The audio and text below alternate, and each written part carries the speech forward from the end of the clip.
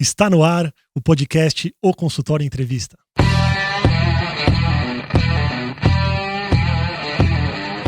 Bem-vindos! Eu sou Daniel Kruglenski, médico, cirurgião do aparelho digestivo e vou entrevistar aqui especialistas em diversas áreas que vão nos ajudar a crescer na carreira, a melhorar a conexão com os nossos pacientes e a se desenvolver na profissão. A tecnologia vai substituir o profissional de saúde? Esse é o tema do bate-papo que eu tenho hoje aqui com um grande amigo meu, o Dani Minitentag, e eu vou ler um pouquinho do currículo dele para vocês. Ele é engenheiro da computação e com CBA em Business Management pelo IBMEC, e ele sempre trabalhou na área de high-tech. Atualmente ele é diretor de desenvolvimento de canais e vendas da Microsoft Brasil, tendo trabalhado os últimos 7 anos pela América Latina. Ele tem 24 anos de carreira trabalhando em tecnologia da informação e na área de telecomunicações em empresas como Metrored, Interlig, Vivo, Embratel e Cisco. Há mais de 15 anos, ele gerencia equipes nas áreas técnicas de marketing, vendas e canais. Muito bem-vindo, Dani. Pô, Dani, super obrigado. Estou muito feliz de estar aqui com você. Vai ser um prazer a gente conversar e ajudar toda essa comunidade que você está atingindo. Obrigado. Para mim é uma alegria enorme. Você sabe que conversar com você, eu sinto que a gente está simplesmente gravando um café. Bate-papo entre amigos. Um bate-papo entre amigos que a gente já faz há muito tempo. É isso aí. Mas vamos lá. Eu queria que você contasse um pouquinho do seu dia a dia e qual que é a relação que você tem com a tecnologia em geral. Bom, como você já me apresentou, obrigado mais uma vez pela apresentação. Eu não consigo me enxergar ou me ver na carreira hoje profissional e no meu dia a dia não interagindo com tecnologia. Por pouquíssimo tempo eu resolvi sair do mercado de tecnologia. Em apenas 7 meses eu voltei para o mercado de tecnologia. A tecnologia é algo que me desafia no dia a dia, me faz pensar mais. A sensação clara que eu ainda preciso buscar mais, que eu preciso buscar mais, que eu preciso buscar mais. Quando eu olho, desde que eu me formei, para onde eu segui, da onde eu vim, e olho essa galera chegando no mercado hoje, eu não consigo imaginar o que seria a vida sem tecnologia. Então é um dia a dia completo para mim e faz parte do meu dia a dia. Já não tenho como viver sem. Você tem essa noção de qual idade que a tecnologia te despertou curiosidade, interesse, paixão?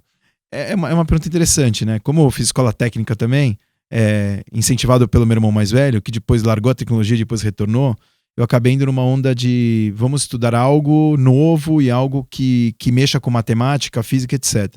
Então foi mais ou menos um pouco antes do colegial. Sempre fui bastante prático, aquela história, quem sabe números, é bom de tecnologia, né? Não obrigatoriamente essa teoria funciona hoje. E fui nessa linha. Mas quando eu comecei a praticar, e é interessante, né? Porque meu primeiro trabalho com tecnologia foi em videogames. Então tenta imaginar um jovem com 15, 16 anos tendo o primeiro trabalho em videogames. Quer dizer, desperta tudo. Imagens, videogames, jogos, quer dizer... O que você fazia? Eu atualizava cartuchos de videogame e fazia manutenção em equipamentos de videogame. Só que a coisa interessante é que eu tinha que testar jogando. Então tenta imaginar ter um primeiro trabalho assim. Logo no segundo trabalho eu fui trabalhar com computadores. Quando a gente fala dos primeiros PCs, quer dizer, não sou tão velho assim, né? Mas... O dele tem 62 anos, tá, pessoal? Quantos anos você tem? Tenho 43 anos. 43. É que eu comecei a trabalhar muito cedo. Sim, com 15, né? Você falou 16. Com 15 eu já estava fazendo o primeiro estágio porque eu já fazia escola técnica. Então eu fui muito nessa linha, né? Fui muito nessa linha. Sabe que você me contando um pouco aí da sua trajetória de trabalho, eu trouxe alguns dados e é interessante que bate com isso, né? Eu peguei um trabalho que mostra como o mundo se desenvolveu nos últimos 100 anos. Na verdade, nos últimos 102 anos. Eu vou ler aqui alguns dados pra gente. Sobre trânsito. Em 1912, em Nova York, foi a primeira vez que o número de carros ultrapassou o número de cavalos. Faz pouquíssimo tempo. Hoje tem 253 milhões de carros nas estradas americanas. Tempo de deslocamento em viagens. Então, em 1917, então, há 102 anos, demorava 5 dias para ir de Londres até Nova York e 3 meses e meio de Londres para a Austrália. Hoje você vai num voo direto de 8 horas para Nova York e de Londres para a Austrália em 1 dia. A Coca-Cola, em 1917, ela introduziu a primeira fórmula dela no mercado. E hoje, ela diariamente, são abertas mais de 1,9 bilhões de latinhas em 200 países. Os bilionários. Então, em 1917, Rockefeller era o primeiro bilionário do mundo. Sabe quantos bilionários tem hoje? Quantos? 1.810 bilionários no mundo. Eles juntos somam 6,5 trilhões de dólares.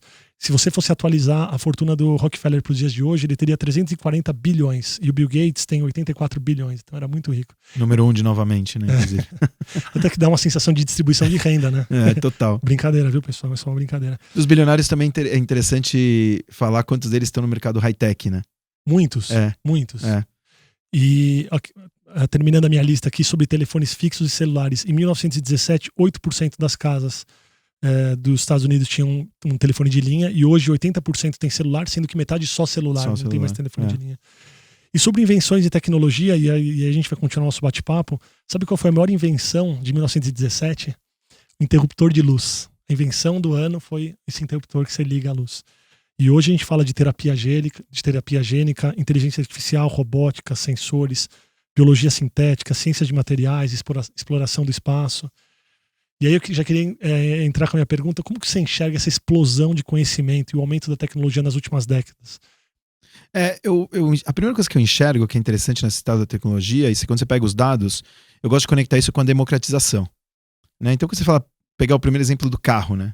Você comprar o primeiro carro. O que era comprar o primeiro carro naqueles tempos?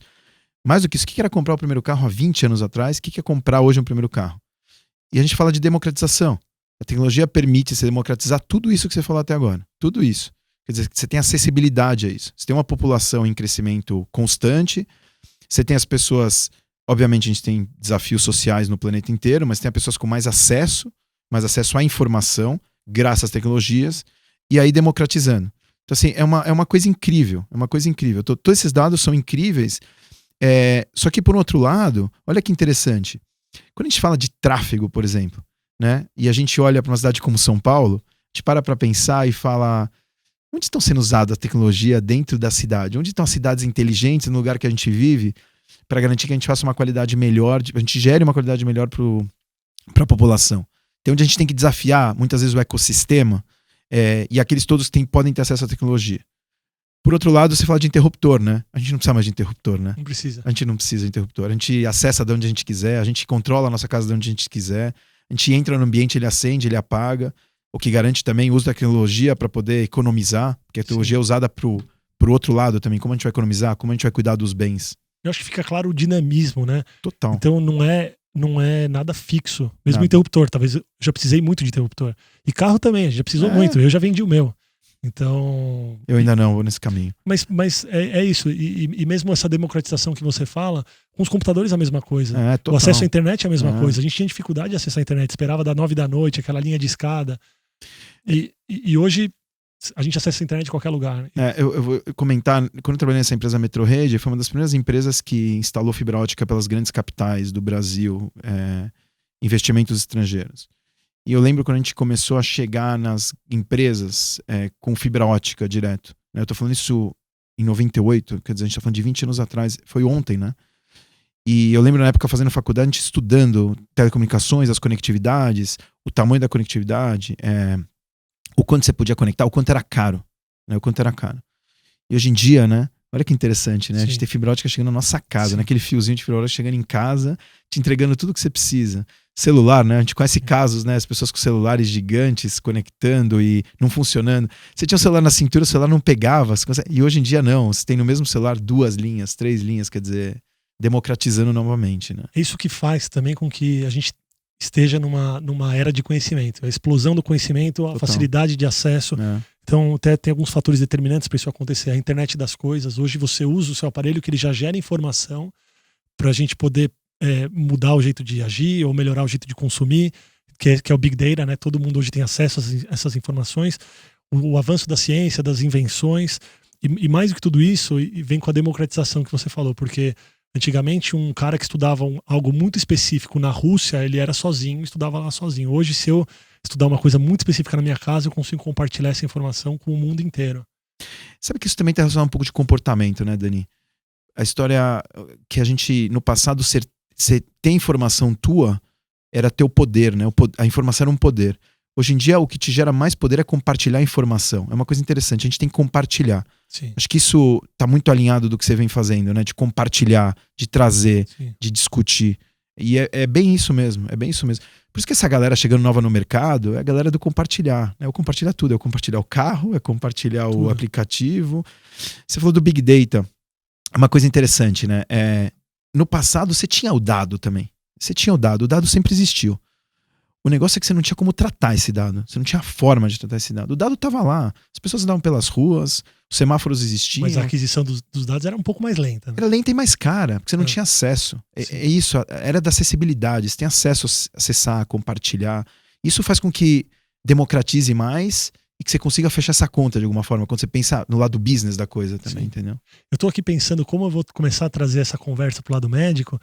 E a primeira pergunta que eu quero te fazer, e eu senti isso muito na minha carreira, você sente ainda resistência à tecnologia? Não na área médica em si, mas você sente que as pessoas têm resistência à tecnologia? E se você puder separar isso por faixas etárias, eu não sei como que... Tanto nas empresas como no dia a dia, assim, na vida. Então, pra minha sorte, para aquilo que eu gosto, eu tô há muito tempo no meu dia a dia lidando com as pessoas de tecnologia e que estão com sede de tecnologia. Estão esperando o próximo passo, né? Qual que é a próxima invenção, qual que é a próxima internet, qual é o próximo celular e qual o próximo... bom, agora essa área da inteligência artificial é uma coisa alucinante para quem gosta. É alucinante, de dar gosto de ver as coisas acontecerem. Eu acho que sim, existe uma resistência, mas até a pessoa conhecer e colocar a mão de alguma forma. Eu falo de coisas bem simples, né? É a pessoa um pouco mais idosa com uma rede social. E na hora que ela põe a mão e descobre que aquilo vai conectar ela com pessoas que ela conheceu quando ela era criança, eu tô falando de pessoas de 70 anos, sim. 60 anos, quer dizer que ela volta a revisitar e se conectar com pessoas que ela estudou, ela fala, onde eu tava, né? Eu acho que nunca existiu tanto encontro de avós. Não, é impressionante, Dani. Desculpa. Não, imagina, eu que te cortei. É impressionante, né? É impressionante. É isso, mais uma vez, a tecnologia. Eu bato nessa tecla da democratização, né? Você tem essas redes sociais que elas, de alguma forma, elas dão a sensação de gratuidade para as pessoas, né? De alguma forma, elas dão. E ao mesmo tempo, elas estão tendo acesso à informação das pessoas e elas têm que tomar cuidado, porque esse é outro tema que a gente tem que tratar, que aí conecta um pouco, talvez, com medicina, a propriedade da informação. Né? Você tem que garantir que aquela informação está segura. Você tem que ter lei para isso. O Brasil está nesse caminho de uma forma muito interessante, numa linha que a Europa já seguiu. A gente vai bater esse papo sobre lei de proteção de dados numa outra conversa. Mas sim, precisa ter muito cuidado. Muito cuidado. E também um cuidado pessoal em como você lida com tudo que chega. Porque a informação, eu tenho um administrador chamado Mark Rosenberg. Ele em outubro de 2017, ele lançou um estudo que em 1900 a informação dobrava a cada século. Em 1945, a cada 25 anos. Em 1982, a cada ano. E agora, em 2020, a cada 12 horas a informação já dobrou. Então é muita informação chegando e a meia-vida da informação ela é curta. Então se você não se policiar de abrir espaço para a informação nova que está chegando, você vai dar um tilt na cabeça. Um tsunami de informações. Você pega o dia a dia no mundo corporativo é assim, né? Você tem o e-mail aberto, aí você tem teu aplicativo no teu celular, que também pode estar no teu notebook de mensagem instantânea. Você tem N aplicativos de mensagem instantânea. Você tem um aplicativo corporativo de comunicação e de colaboração, onde você pode falar, fazer videoconferência, compartilhar documento. Tenta imaginar tudo isso ao mesmo tempo no dia a dia do trabalho. Chegando para você. Isso eu tô falando do teu inbound. Se você pensar, se você tivesse tempo pro outbound, você seria uma máquina. Você não consegue. Ou quando você faz isso, você não está concentrado. Então, quando você fala um pouco, às vezes, de resistência de algumas gerações ou de algumas pessoas de algumas características específicas, está muito relacionado a não conseguir responder no tempo certo ou não levantar a mão, inclusive falar, não estou conseguindo responder. Porque isso também é válido. A tecnologia espera isso de você. A tecnologia pode te ajudar nisso. Você controla. Isso é outra coisa interessante de discutir na tecnologia. De alguma forma, você controla aquilo que você quer acessar e quando. Então, por exemplo, eu, no meu dia a dia, eu tenho horários específicos onde eu não recebo nenhuma mensagem instantânea. Então, mas para se controlar, você precisa realmente se controlar, porque a tecnologia pode te engolir. Pode te engolir. A gente vê exemplos claros disso, né? Então, eu vejo que as pessoas mais resistentes é que elas não aprenderam que elas têm o controle sobre aquilo. Desde básico, instalar N aplicativos que podem te incomodar de alguma forma, até no dia a dia do trabalho. Então você tem que saber falar, não posso falar agora, estou concentrado, bloqueia-se a agenda. É interessante, é uma nova forma. Pensa antigamente, você precisava marcar uma reunião, para marcar uma reunião, você fazia uma reunião. Hoje em dia, dependendo da forma que você trabalha com tecnologia, a pessoa que está precisando falar com você, ela entra na sua agenda e põe uma reunião. Sim. Mas cabe a você decidir se você vai participar daquela reunião, por algum motivo você pode. Se sua agenda está liberada, é porque você buscou aquilo. Então você bloqueia. isso que é a discussão interessante da tecnologia. Como você controla a teu favor. Fazendo um paralelo, a relação com os pacientes é assim também. Se você tem a porta aberta, ela está aberta. Tá aberto. E se você se dispõe a responder a todo momento, todas as mensagens, todas as respostas e atender todo mundo a todo tempo, isso pode tomar conta da sua vida. Tem um lado bom também, de crescimento, mas tem um lado muito ruim. E é exatamente da mesma maneira como você disse com as tecnologias, porque pode engolir a sua vida e você, depois de um tempo, você não sabe nem mais quem é você. Dani, sabe onde está, assim, na minha visão, sobre a tecnologia ser resistente ou não? É a real adoção da tecnologia. Aquilo para aquilo que ela realmente te agrega. Acho que quando você consegue chegar nesse limite, mais uma vez, não importa o teu nível, a tua idade, etc. Né? Se ela te agrega, obviamente, quando você pensa em crianças e o cuidado e aquilo tudo que a gente já sabe, jogos, etc. Quer dizer, depende da educação de cada filho. Sim. Mas quando você vai começar o mercado de trabalho, você tem que trabalhar em adoção. Adoção, para mim, é um dos segredos. Você tem que ensinar. Você tem que aprender, você tem que estar aberto, você tem que saber falar, olha, eu vou até aqui eu não vou. Agora, ser resistente não é um caminho. Porque é inevitável, né? É inevitável. Botar estaca numa maré que tá subindo. Eu não sei se eu te comentei outro dia, mas eu tenho um coach inverso. Eu já te comentei isso ou não? Não. É interessante. Normalmente a gente busca um coach ou um mentor mais velho que a gente, né? Que ensine a gente, que tenha mais experiência. Eu busquei um coach inverso. Ele chama William. É um garoto que eu adoro. Ele nem trabalha mais comigo, infelizmente. E é um cara, é um milênio, né? Essa geração milênio. E eu comecei a sentar com ele, e a gente teve, infelizmente, só 3 sessões, depois ele acabou saindo da companhia, etc. Mas ele me ensinava, nas nossas conversas, como receber essa galera que está chegando no mercado de trabalho, e eu me adaptando a eles. Que é uma mudança de mindset você fazer isso, né? Você tá aberto a aprender com essa galera. Algumas coisas são diferentes. Até porque, se você pretende ficar no mercado de trabalho e trabalhando em high-tech, se prepara, que é um turbilhão de gente chegando. Maravilhoso isso. E você deve ter muita gente que tem resistência a isso também. Total. Principalmente no mundo corporativo. É que você trabalha numa empresa que ela é bem aberta a isso, mas o mundo corporativo, às vezes, ele é um pouco amarrado. E é difícil de você ter essa abertura e ouvir o mais novo, mas é muito bom.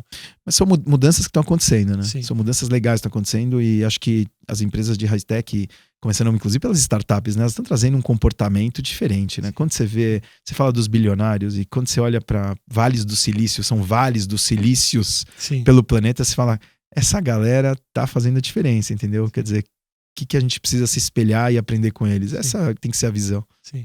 Para fazer a transição agora para tecnologia e medicina, eu vou falar um pouco do medo que a gente tem.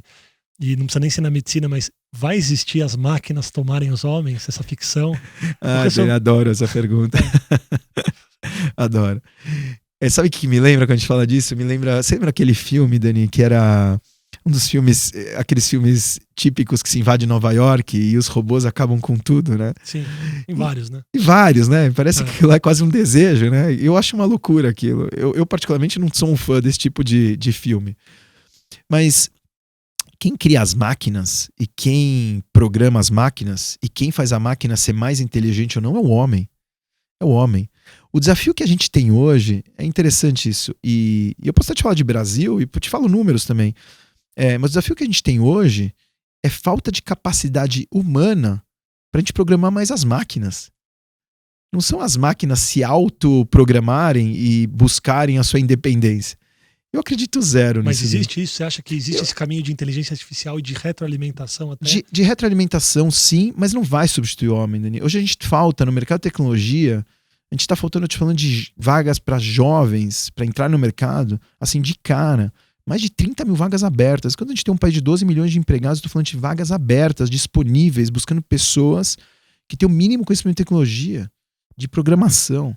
Então, assim, isso não vai acontecer. Inclusive, com muita propriedade e assim, com muita felicidade, eu te falo que, na minha visão, o objetivo da inteligência artificial não é substituir o homem, é dar ferramentas para o homem executar mais. Evitar trabalhos operacionais repetitivos que provavelmente causam problemas de saúde para o homem. E você, como médico, deve ter visto um monte, né? A gente fala do LER. Vamos falar do LER, né? Que é a lesão de esforço repetitivo, pessoal. Boa, isso aí. Eu não sei quantas vezes eu fiz sessões de LER com fisioterapeuta nas empresas que eu trabalhei, por estar sentado daquela forma, porque estar... E olha que eu não trabalhei em fábrica, né? Me corrigir aqui, tô todo sentado, tudo errado. Eu não trabalhei em fábrica, então Quando você pensa, eu acho que o grande desafio que a gente tem, e aquele livro do Yuval, 21 lições do século XXI, ele fala bastante disso. Como a gente pega essas pessoas que fazem esses trabalhos, que sim, essas pessoas, existe um risco, mas a gente tem que pegar essas pessoas, e essas que estão chegando no mercado, e garantir que elas vão para um outro nível profissional, intelectual, para fazerem parte dessa mudança. Se a gente continuar do mesmo modo que a gente está agora, a substituição já aconteceu, Dani. Você falou de carro, os carros já tem carros sendo fabricados 100% por máquinas, com sistemas de qualidade excelentes. Mas a gente tem que usar a nosso favor. Então, quando a gente fala disso, e eu acho que eu conecto um pouco a medicina, por exemplo, eu gosto muito quando a gente fala de todos os dados. Esse final de semana, por acaso, estava numa roda de amigos e a gente estava discutindo câncer. Sempre cai no câncer, e se existe a cura para o câncer, e quando vai ser a cura para o câncer. Quando você pega tudo que a tecnologia já mostrou e já ajudou a medicina em relação a ter a melhor química para ter o paciente numa qualidade de vida melhor, por mais que não se descobriu a cura ainda, cara, o avanço é enorme. A AIDS, as pessoas podem viver 100 anos com a AIDS, tomando N remédios, etc. Mas isso é tecnologia. Dani, vou trazer um pouquinho mais ainda pro lado pessoal da área de saúde. Profissional de saúde, médico, não médico, não interessa. Qual a pergunta que ele tem que se fazer se ele chegasse para você e fala: o que eu preciso fazer para não ser substituído por uma máquina? O que eu preciso ter de qualidade no meu trabalho? Porque existem alguns trabalhos que realmente podem ser substituídos por uma máquina. Então, o que a pessoa tem que se perguntar? O que ela tem que mudar hoje na vida dela para ela ser essencial para uma pessoa? Eu vou te responder quando num base que eu tenho exemplo familiar. Uma cirurgia feita por um robô. O médico tá por trás daquilo, não tá? Tá, ele mexe o robô, né? Ele mexe o robô. Ainda. Mas eu não acredito que o robô vai assinar pelo médico. A responsabilidade vai ser... O médico vai estar lá. Eu volto ao tema de atualização.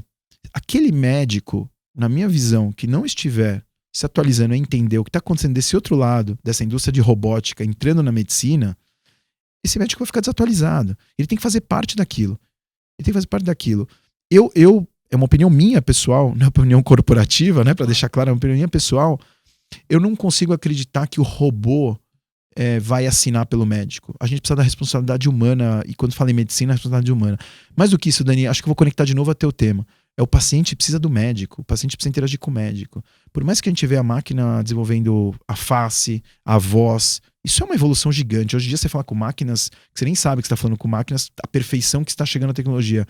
Mas acho que o paciente precisa do consultório, né? Então eu acho que o médico precisa se atualizar. Qualquer profissional de saúde. Sim. Eu acho que ele precisa se atualizar, ele precisa entender o que está chegando e como que ele faz parte daquela atualização. Porque a sensação que eu tenho é que cada vez mais, com os dados que são gerados, a gente começou a protocolar tipo, os passos de tratamento. Seja um fisioterapeuta, por exemplo, que alguém chega com dor na coluna, ele tem o protocolo dor na coluna, o protocolo dor no ombro, ou tem todo um protocolo de todos os auxiliares de enfermagem ou enfermeiras quando alguém chega num pronto-socorro e tudo mais.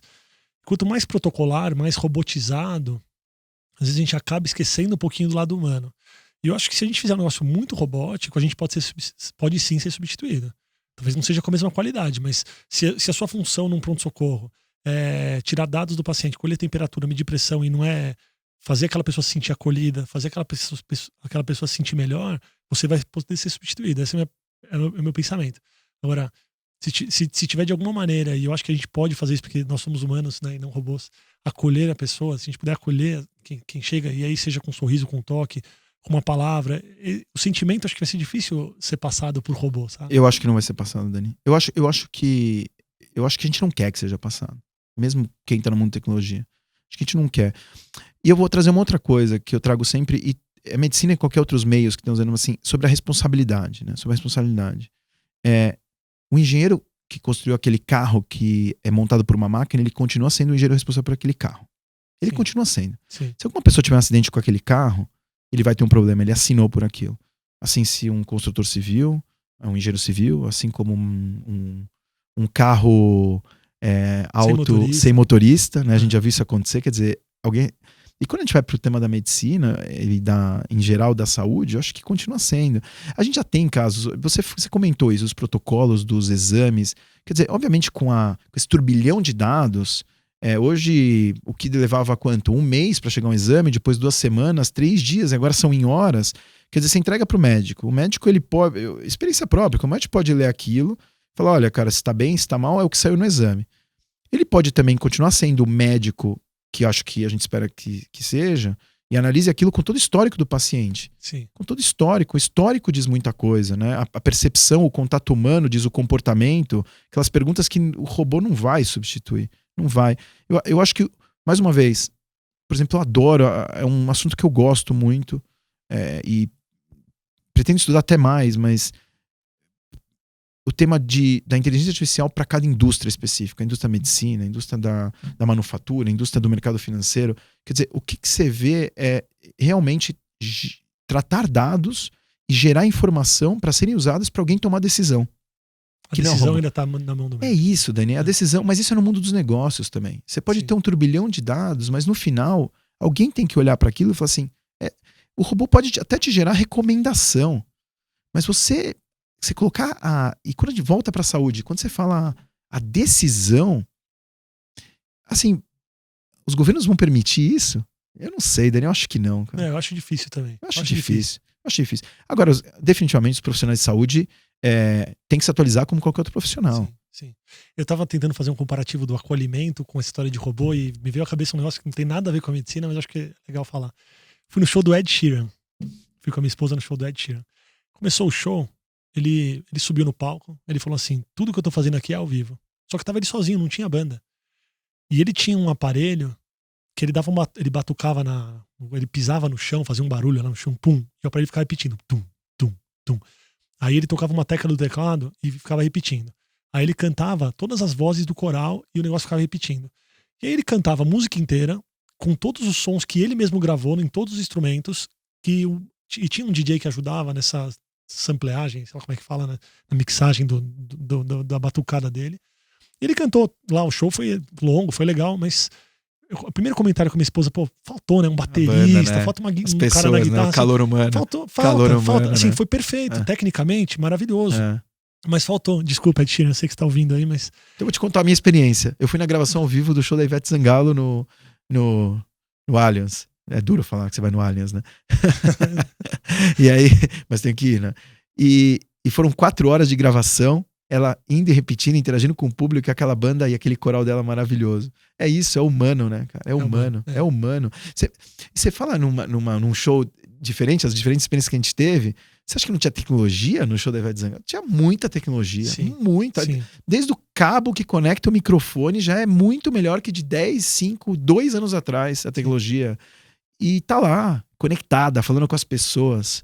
Sim. É isso, né? Interagindo. Faltou gente. É isso, é gente. Faltou as pessoas, o som tava perfeito. É gente. Isso acho que é insubstituível. Uma coisa, por exemplo, que eu venho aplicando muito nessa vida de high-tech, onde a gente pode trabalhar de qualquer lugar, e tá conectado de qualquer lugar, de qualquer equipamento, e as ferramentas funcionam, é ligar o vídeo, Dani. É ligar o vídeo. É interessante, eu peço para as pessoas ligarem o vídeo. A qualidade do vídeo é muito melhor hoje em dia. Então você olha no olho, você se emociona, você não toca, mas também você tem que tomar cuidado para tocar nas pessoas. Agora, olhar, falar olho no olho.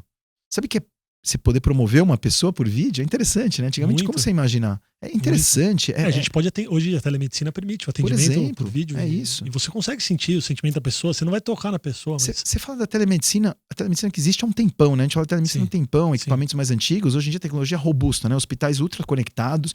Você tem hospitais hoje conectados com redes próprias, né? De telecomunicações e de IT e com data centers próprios ou usando data centers de terceiros, mas você tem com muita tecnologia, interagindo, real time, os médicos trocando experiência. Então acho que é nessa linha que tem que ir. É como a tecnologia vem, e eu volto àquele ponto, com tudo isso que a gente está falando, democratizando. Porque se não democratizar, não tem acesso. E se não tem acesso, a gente não consegue trazer as pessoas para dentro. Democratizar e conectar. Total. 100%. Bom, queria agradecer a sua presença. Eu sinto que eu não consegui extrair nem 2% do que o Dani entende de tecnologia. Preciso me preparar talvez melhor ainda para uma próxima. Eu queria agradecer a sua presença. Acho que o bate-papo foi muito legal. Muito gostoso. Muito bom mesmo. Eu queria convidar vocês aí que estão ouvindo ou que estão assistindo a mandarem perguntas. Vocês podem mandar pergunta pro Dani. Vocês podem sugerir algum convidado para eu entrevistar e podem dar sugestões no Instagram do @consultorioevento e em qualquer outra mídia que vocês me acharem, podem mandar perguntas também. Isso aí. Dani, obrigado. Foi um prazer. É um prazer estar aqui com um amigo como você. Você está fazendo a diferença. Você já está fazendo a diferença. Você está trazendo assuntos super interessantes. E é legal, legal. Pra mim, eu tô me divertindo muito no processo e tá sendo muito gratificante também. Muito bom. Obrigado, Dani. Obrigado, Valeu. obrigado.